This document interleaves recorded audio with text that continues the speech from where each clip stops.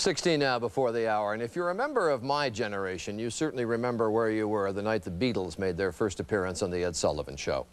Well, another chapter in rock and roll history is about to be written right here on television. On this program this morning, the legendary English band Spinal Tap is back.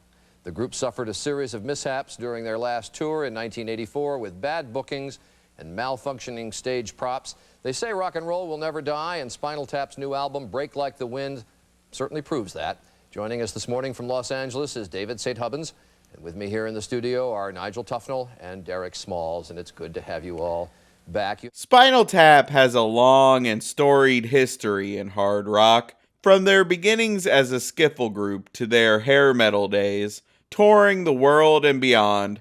Tap has melted faces and exploded drummers with the best of them. But of course, all true rock sagas also have their downsides. Spinal Tap has gone through their share of hardships, from breakups, feuds, and the death of, to date, 87 drummers. But little has deterred them from bringing their intense, devil-may-care music into the world. But what happens when a huge paradigm shift in music throws a band off course, making them reevaluate everything and change their entire sound? Can the band survive?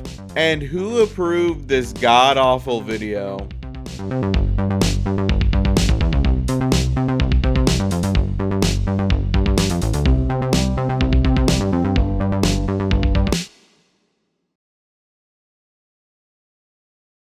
I feel the need to tread very carefully here, considering how the Dokken fans took my last venture into hair metal.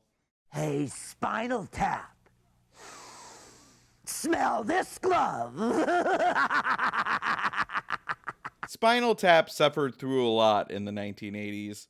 Not only did they temporarily lose founding member Nigel Tufnell due to inter-band squabbling, but they also lost drummers Mick Shrimpton and Joe Mama Besser to tragic and still unexplained accidents. Mick's twin brother Rick Shrimpton bravely took over on drums, and Nigel was eventually convinced to rejoin the band.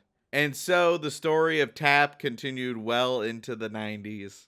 But that's when everything changed. Here's the great lead single, Smells Like Teen Spirit, apparently a reference to a feminine deodorant spray. Here's the story. On September 24th, 1991, Nirvana released their major label debut album, Nevermind, and the rock landscape was forever changed.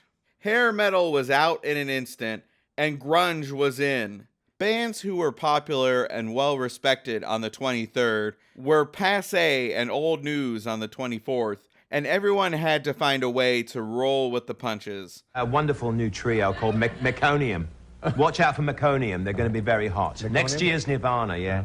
Some bands, like Mr. Big, decided to put out tender love ballads, but ever ones to forge their own path, Tap went in a bit of a different direction. Finally, that most definitive of heavy metal bands, the one and only Spinal Tap, resurfaced in Los Angeles recently, armed with a new recording contract and desperately in need of yet another new drummer. Here's how the tryouts went. Please identify yourself. Mr. Fleetwood. I thought the two could keep their eyes just a little bit, because I'm already quite old as well. After auditioning several drummers, they ended up retaining Rick Shrimpton, who apparently hadn't heard about all of his predecessors. If you can count to 4 several times in a row, I mean, that's all we really need. Yeah, what does the drummer do? It's counting, isn't it? Yeah. 4, isn't it? Yeah. And style, as far as style goes, I mean, it's not really as important, because we're just going to replace them with a machine anyway. The band, along with keyboardist C.J. Vanston, wrote an all-new album of material, eventually called Break Like the Wind. The first single, Bitch School, was mired in controversy. So imagine how bad the Majesty of Rock video has to be the one we're talking about today.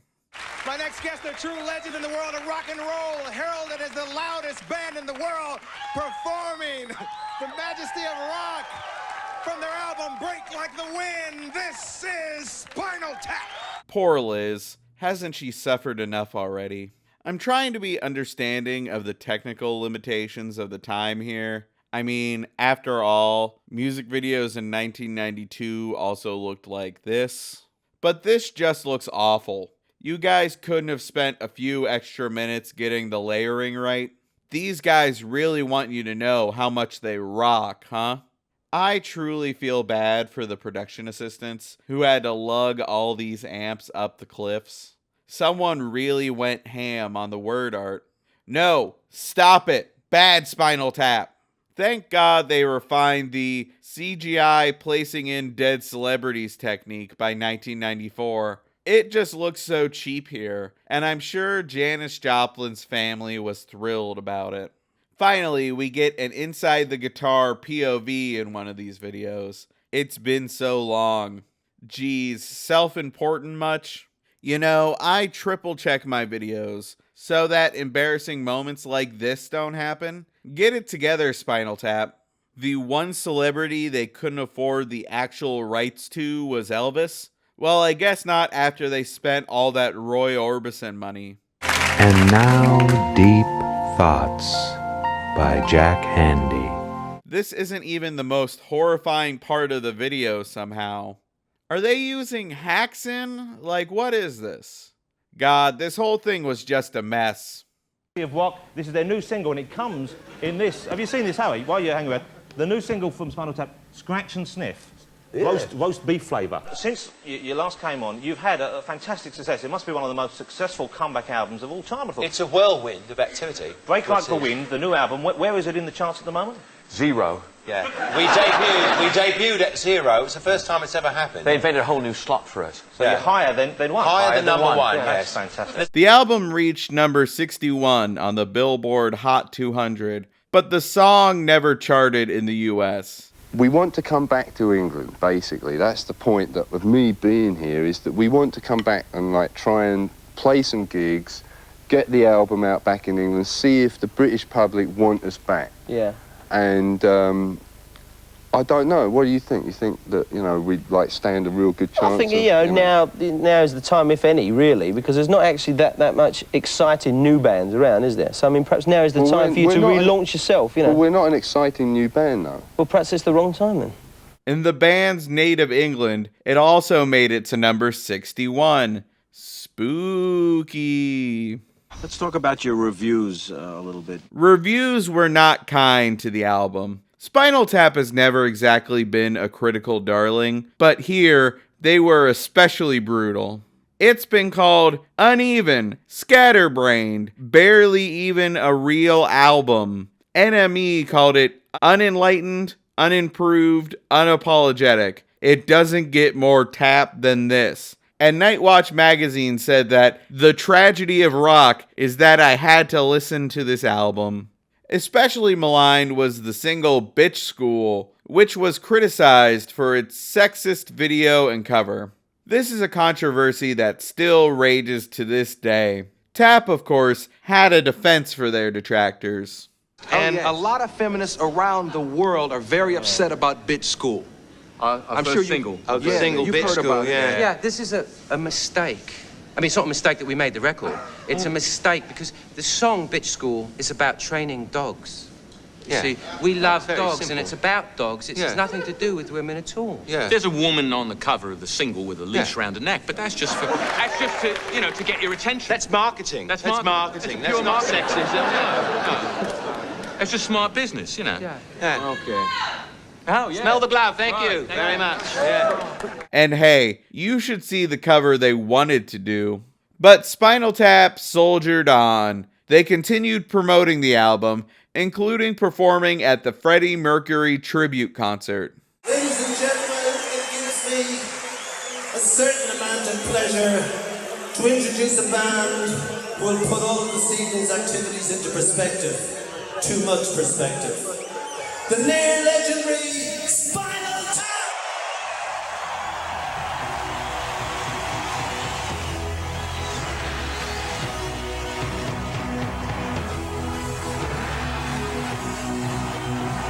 And although the song and album as a whole weren't the bright spot that the band had hoped for, the 90s swung back into Tap's favor. Their Break Like the Wind tour broke their own personal records, And in 1997, lead guitarist Nigel Tufnell was made the 5th Honorable Baron of Shrewsbury-upon-Leith for his services to music.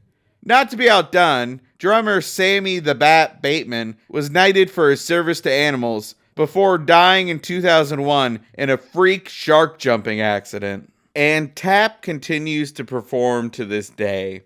Their 2009 album, Back from the Dead, became their highest charting album to date, and a new feature documentary is slated for release in 2025. Hopefully the band likes it better than the original one from the 80s. On the drums, Ms. Dee Dee Crockett. She's really taking her life into her own hands. Thanks for watching, everyone. I always appreciate people liking and sharing my videos, and be sure to subscribe so you don't miss the next episode. If you know a terrible music video you'd love to see me cover, drop it in the comments, and as always, I'll see you in the next one.